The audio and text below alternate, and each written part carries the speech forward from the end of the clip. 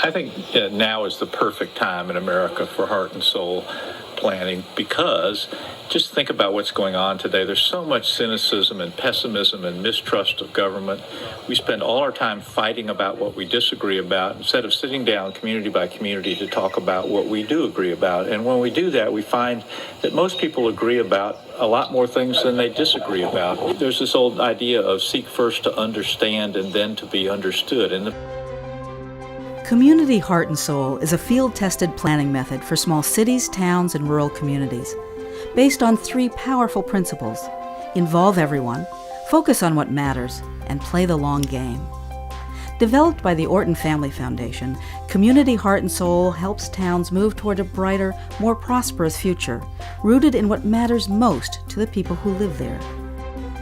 The seed for Heart and Soul was planted by businessman Lyman Orton, who, with his 3 sons, is proprietor of the Vermont Country Store. Orton served on his town's planning commission when it was wrestling with divisive development proposals.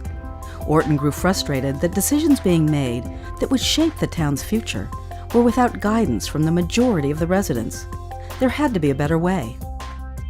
We call it Community Heart and Soul, guided by what matters most.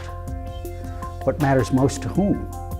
To the residents, to the way people live their lives. If our conversations focused on what matters most to our communities, then what conclusions would we come to about our town's economic development and the future of this area? Any community can just stumble into the future. We have a real opportunity here to seek out and grow in a way that reflects the whole community's values and ideas. Almost any small town would benefit from going through a Community Heart and Soul process because it brings the residents of the community closer together. And as they get closer together, the differences tend to fade away, and the things that they care about the most, the things that matter most, replace the differences. They become more trusted in one another. They become more collaborative in their decision making and in their discussions about their community.